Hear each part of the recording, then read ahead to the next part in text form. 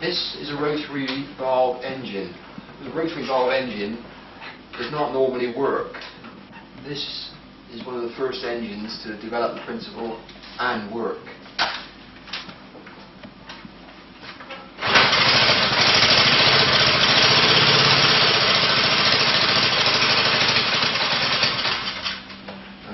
Where does it stop? It must got cold.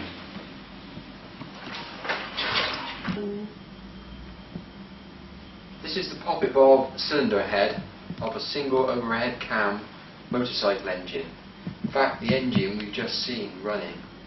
This engine is used in order to illustrate the principles involved in the rotary valve cylinder head because of the simplicity of the design. The standard single overhead cam engine uses poppet valves, as we can see there, with a camshaft rotating at half engine speed in order to allow in the gases for the combustion. Cut. The component parts of the single overhead cam cylinder head, as used on the Honda 50cc engine we've been looking at, are the rocker, obviously that's the exhaust rocker, the camshaft, the two cams, one for exhaust, one for inlet. And if we can get it out.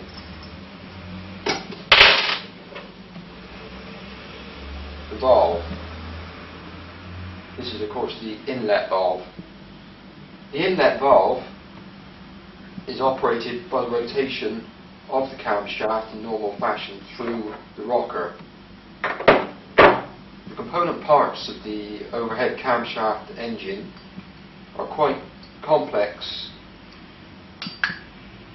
and as you can see, quite a considerable number of them are required to operate the valve gear. Cut.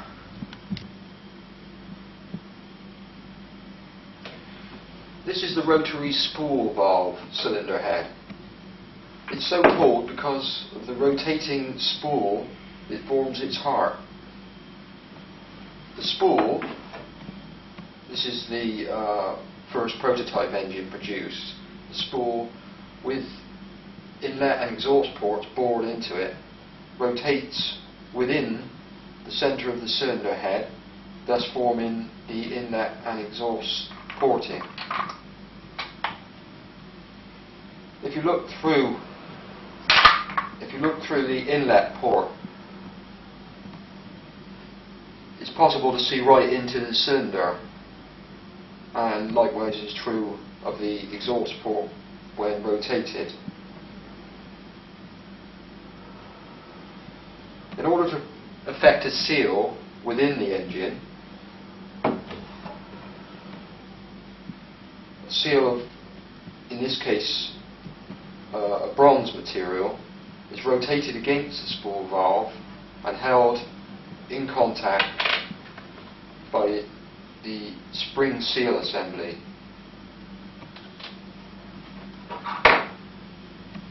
Cut. Inside of the prototype cylinder head, the stage 1 head, there are hemispherical cut. Within the bore of the stage 1 head are mounted seals for inlet and exhaust. These, in actual fact, are semicircular bushes made from another phosphor bronze material of a self-lubricating type. The shaft is held against these seals by the main seal itself, which fits within the main port, held in place by the spring seal. The shaft then drops in.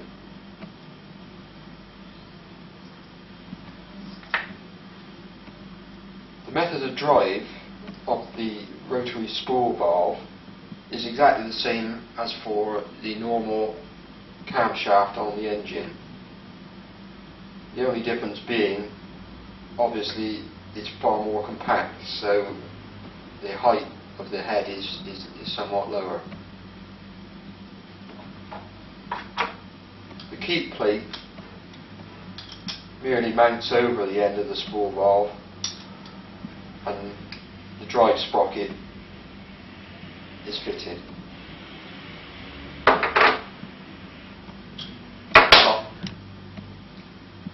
On the stage 1 head, considerable modification has taken place, not to the highest of engineering standards as can be seen, but these modifications were made in order to provide cooling for the original head. This was, on this particular head, because there is no finning, was done by the passing of oil through the head from the main engine oil pump. These are these ports through the actual head itself. Although working suitably, cut that bit out.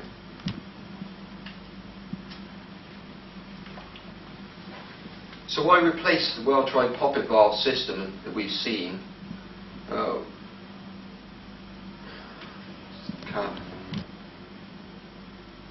So why replace the well-tried poppet valve system that we've seen earlier? A combination of factors make the rotary spool valve engine superior, in theory at least. Improved volumetric efficiency. So why replace the well-tried poppet valve system that we've seen? So why replace the well-tried poppet valve system that we've seen? A combination of factors. So why replace the well-tried poppet valve system that we've already seen with a rotary valve system? A combination of factors make the rotary spool valve engine superior. The initial advantage is the improved volumetric efficiency. The virtually unlimited valve area within the cylinder area.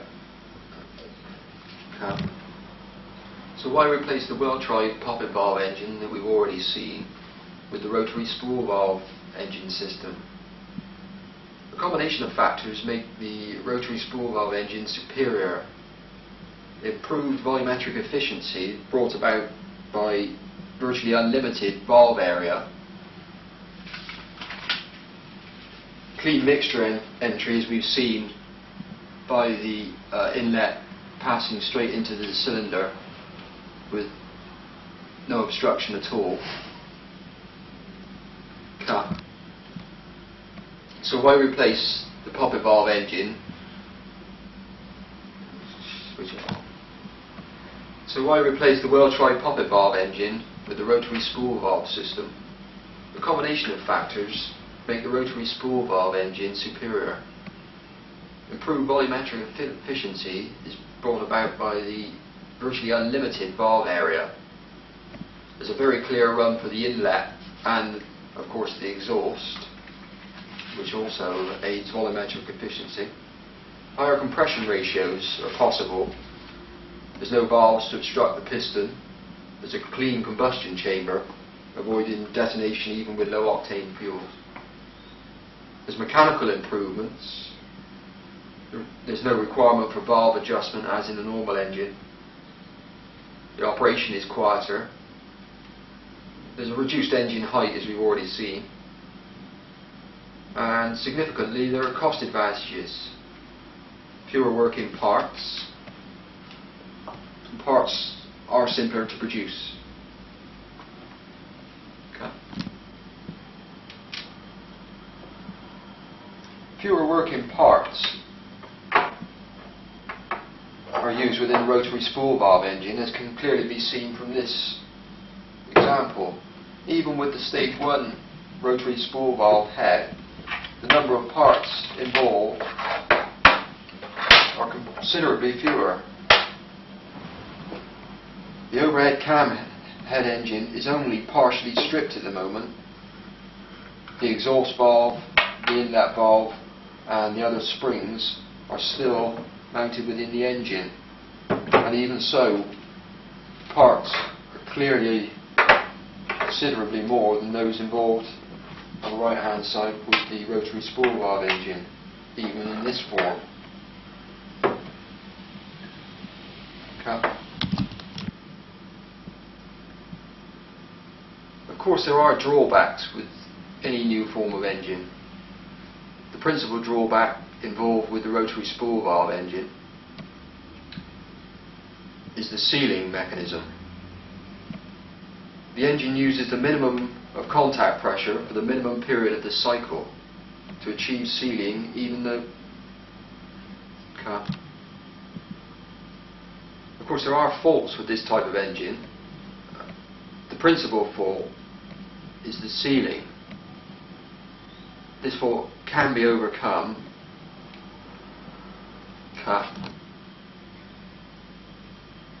Faults. The engine uses the minimum of contact pressure for the minimum period of the cycle to achieve sealing. Even so, the bearing seal runs beyond the normal pressure velocity levels acceptable for virtually any bearing at this temperature.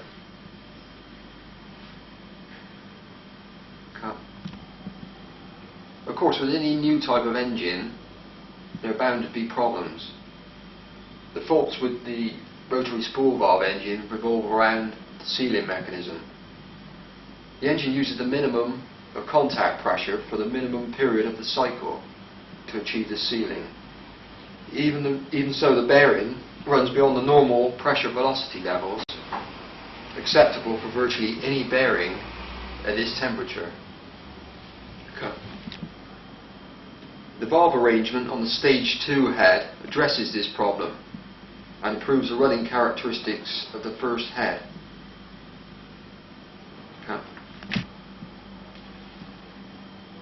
The valve arrangement on the stage 2 head addresses this problem and improves the running characteristics of the first head. The valve arrangement on the stage 2 head addresses this problem and improves considerably the running characteristics over that of the first head. Okay, start. The details of the stage 2 head are available to companies wishing to develop the principle.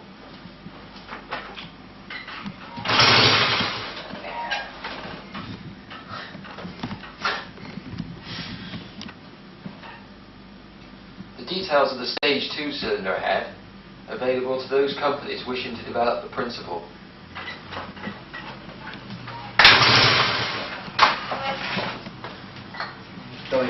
The details of the stage 2 head are available to those companies wishing to develop the principle. The details of the stage 2 head are available to those companies wishing to develop the principle. The details of the stage 2 head are available to those companies wishing to develop the principle.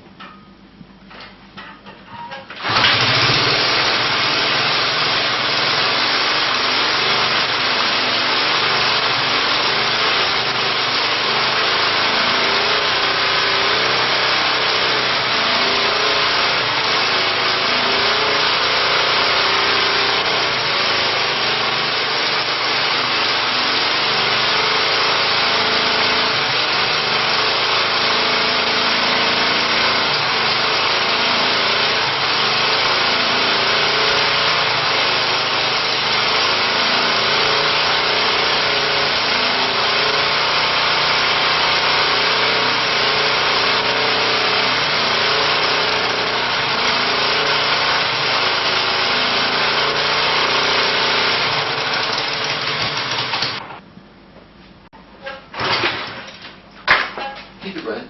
Oh, right, I can't on it.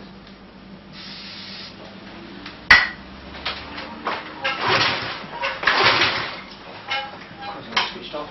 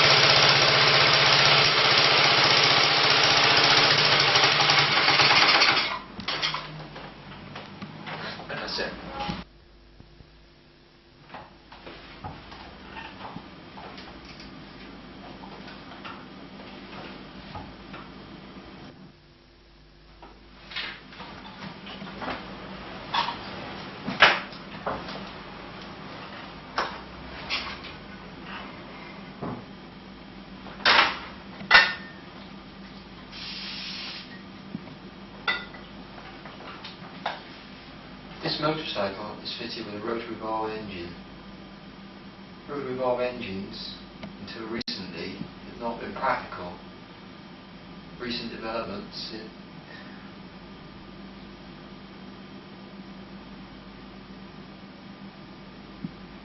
this motorcycle is fitted with a rotary valve engine. Recent developments have meant that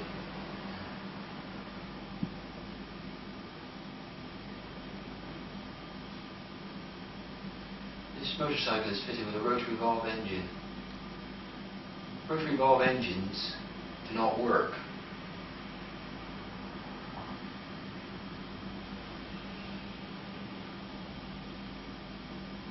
This motorcycle is fitted with a rotary valve engine.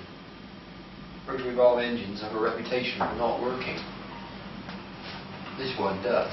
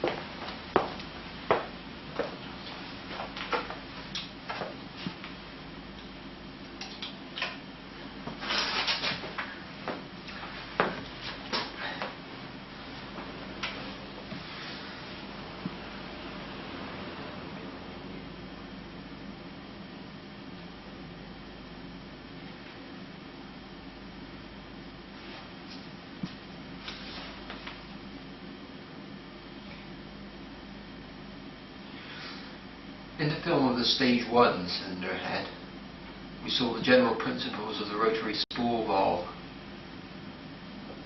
The Stage 2 head, referred to at the end of the film,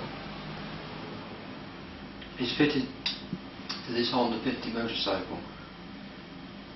Like the Stage 1 head, this engine runs. What we're intending to do now is strip the cylinder head down to demonstrate the differences between this engine and the Stage 1 engine. To begin with, on this engine, a different type of valve drive gear is used. We remove the crankcase cover screws.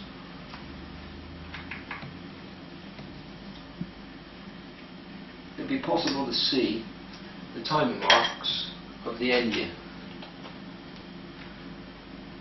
The engine is now pointing at top dead centre. Maybe difficult to see on the video. At top dead centre, the exhaust valve is just shut. The inlet valve is just opening on this particular engine. The main drive from the engine via the cam chain, what normally is a cam chain, is taken to the outside bearing on the valve drive mechanism. It then goes from there through this stub, through the drive arm, into the main spool valve in the centre. This will become clearer as we take the engine apart.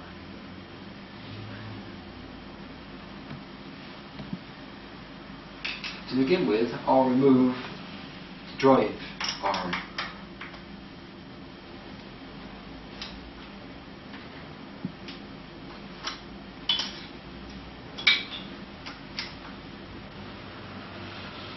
This has an extended screw on it for the purposes of fitting a fan. The fan at the moment is removed in order to clearly show the engine.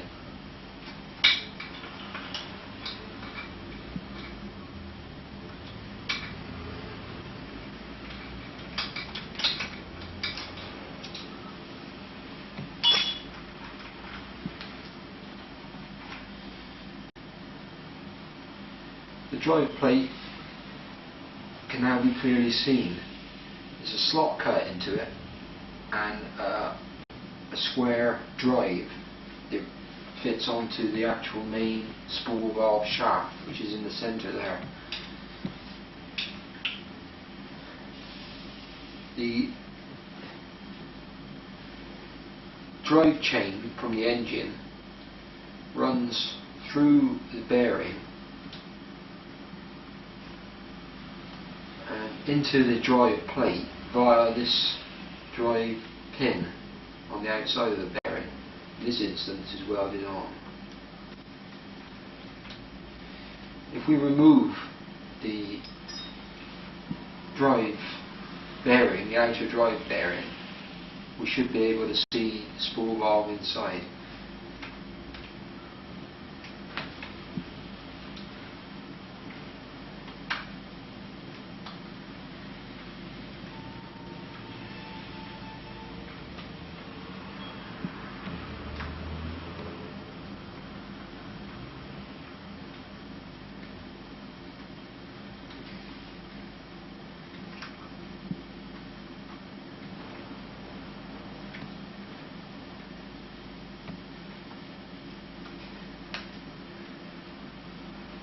The drive bearing is now loose on the main spool valve shaft.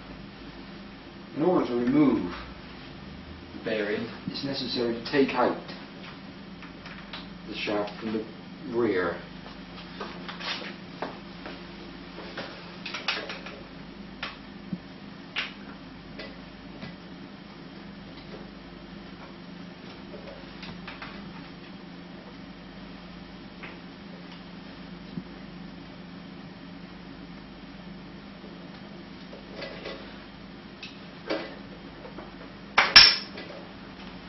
The cover plate from the rear of the cylinder head has been removed. The shaft is now clear to be removed through the engine.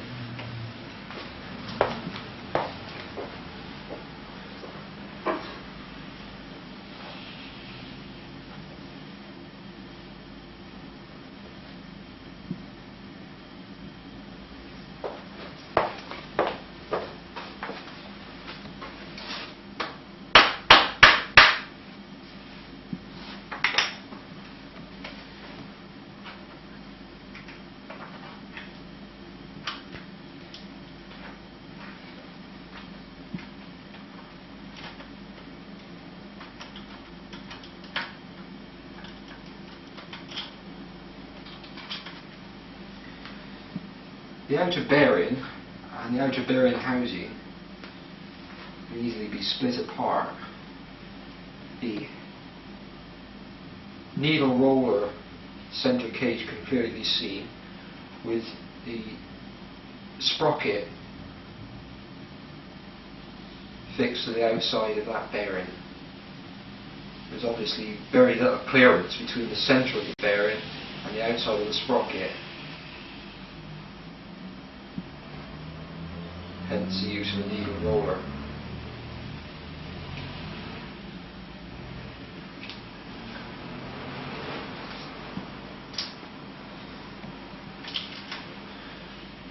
The reason that two bearings are used, one the centre needle roller bearing and the outer needle roller bearing, is in order to provide a form of eccentric drive. It's not eccentric in that the engineering is somewhat quaint. The eccentricity is obviously within the diameters of the two bearings. The principle behind this being that if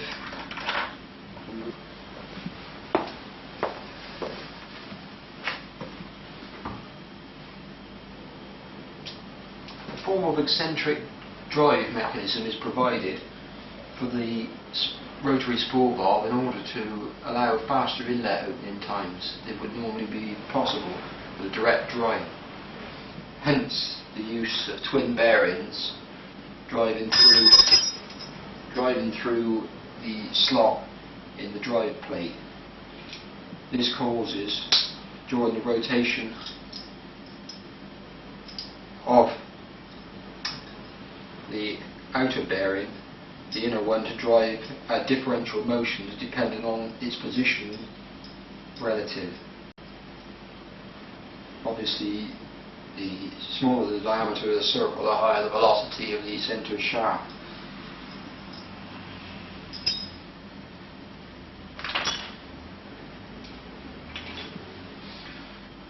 Upon removing the spool valve from the centre of the engine, the rear bearing can be clearly seen.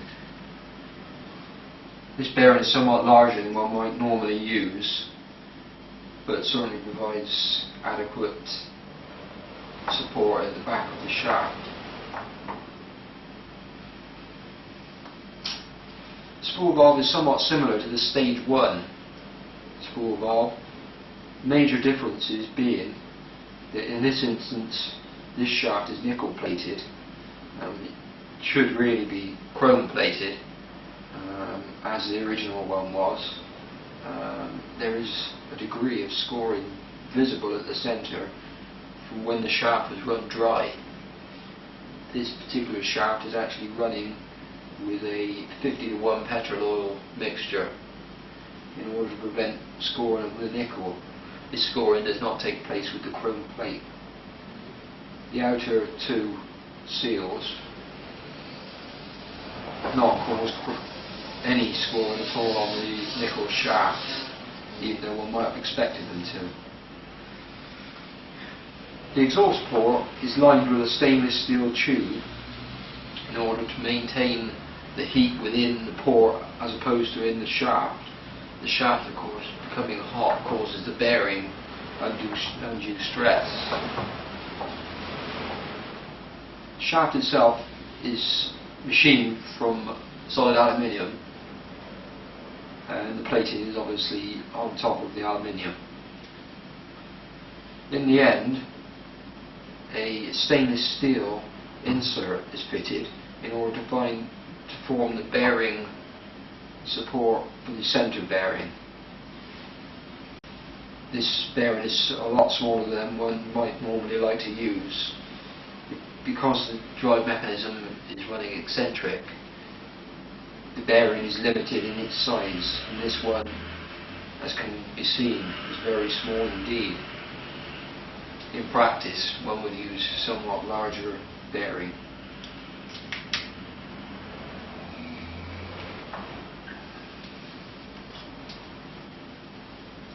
The sealing mechanism on the stage 2 head is different in that the stage 1 head provided seals that were static within the cylinder head, whereas the stage 2 head, because it runs between two bearings and neither roll around a ball bearing, needs to have seals that run actually on the shaft and can move to provide the sealing mechanism. In fact, the sealing mechanism is identical to that used on the centre main seal, which was used on the stage 1 head. A Diva metal, in this case a bronze Diva metal seal, is machined to the same diameter as the shaft with a stepped back and a double disc spring seal, disc springs being brazed on their outside diameter, locates on that step and then fits within the engine.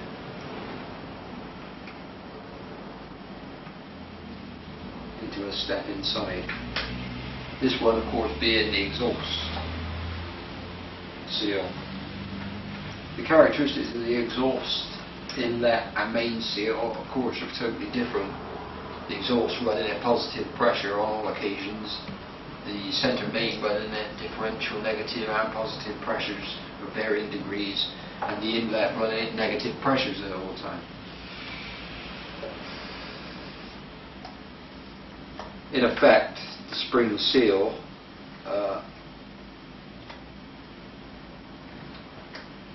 causes the sealing on the inlet on its own. The spring seal with the addition of gas pressure causes the seal on the exhaust, and a combination of the two on the main seal, the identical arrangement for the inlet. The main seal is also obviously the critical seal.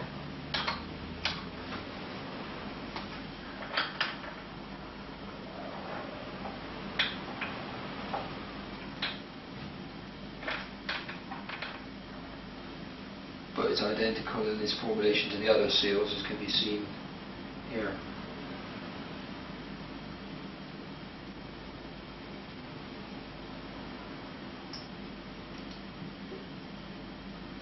In actual fact, the spring, double disc spring main seal has formed such a good fit, it's difficult to remove. And it is clean on the back. There's been no gas leak through there.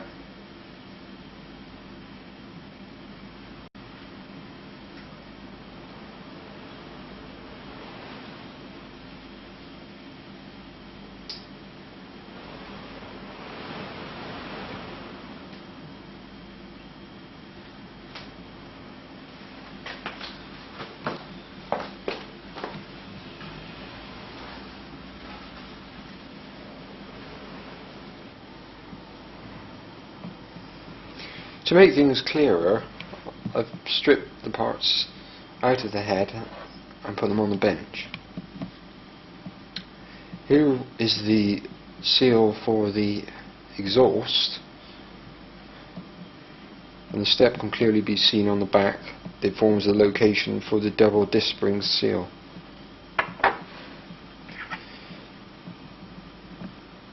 The purpose of the double disc spring is in order to provide a gas-tight seal when the engine fires and on the compression stroke.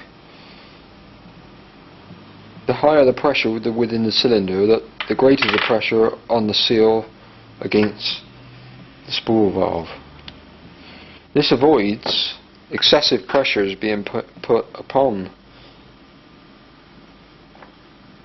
the bearing at any time apart from when sealing is required. The actual pressure exerted by these springs is quite small until the engine actually fires. Somewhere in the region of 800 to 900 psi can be pushing against the inside of the double disc spring on the firing stroke. Therefore the standard of brazing around the edge must be perfect.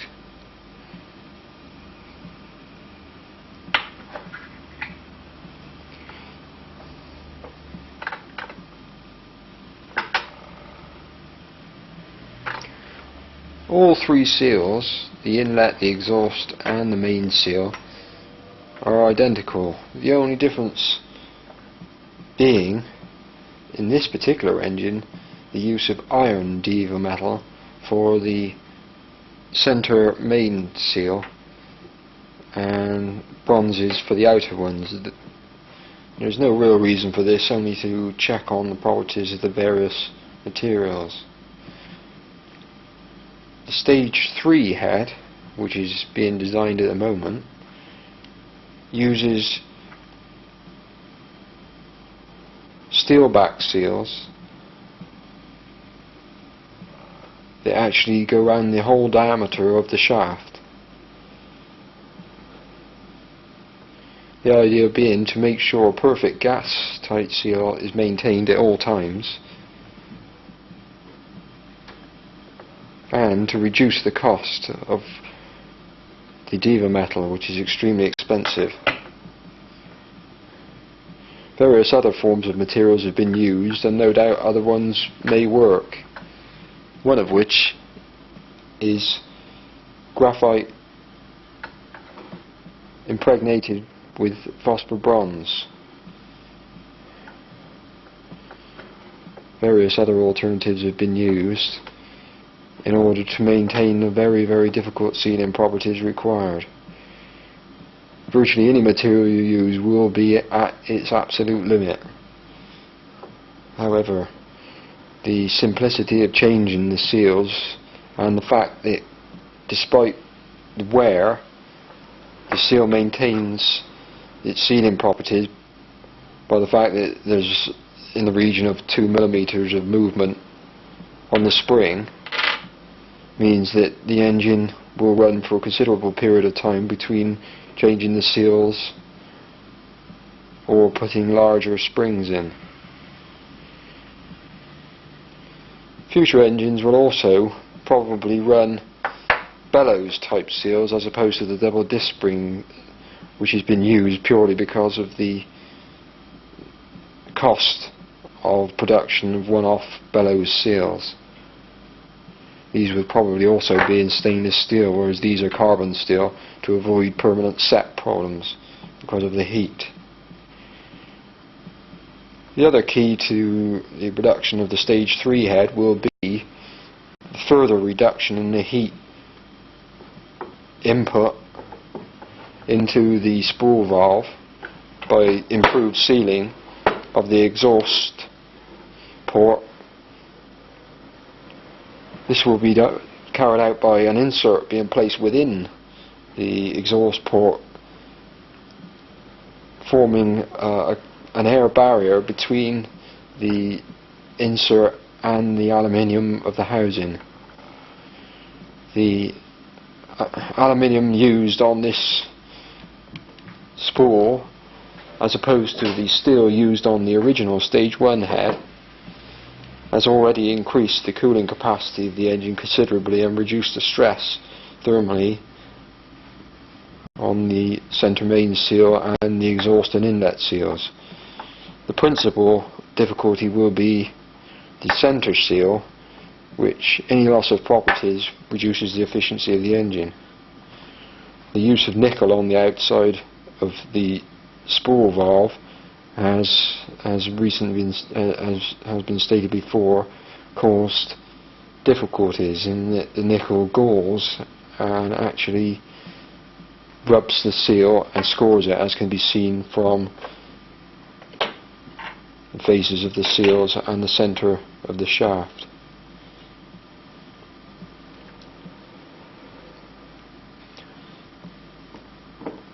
Chrome plate will of course cure this, as can be seen from the outer 2 surfaces of the original shaft, which have got no scoring at all. The centre was not plated.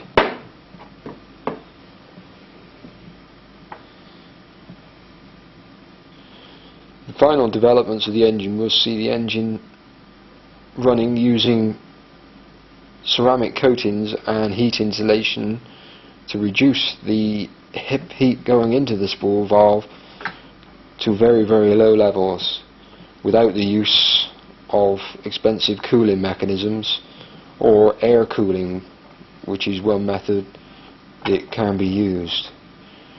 This will of course increase the efficiency of the engine instead of reducing it, which most cooling systems will do.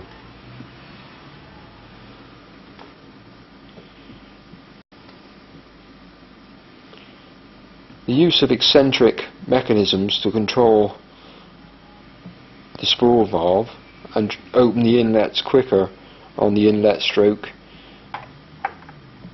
unfortunately has certain drawbacks in that it reduces the absolute running speed of the engine. There is a theoretical limit, of course, to the inertia effects allowable during the period of 1 revolution, and opening the shaft beyond certain limits causes great stress on the valve gear. The valve gear on this engine of course does not require anything like the loss of drive energies that a camshaft requires. In fact, the ability to rev to very, very high levels is an advantage which will be realised more on the stage 3 head than maybe on the stage 2, which, although will rev to beyond the levels of a camshaft engine, is definitely limited by the eccentric valve mechanism. All of the developments that go together to make the stage 3 head will probably mean that it is able to run unlubricated without the 50:1 petrol oil mixture, and for longer periods than either of the previous two heads, both of which have run unlubricated but not in a satisfactory manner. The choice of the bearing materials is obviously critical in this.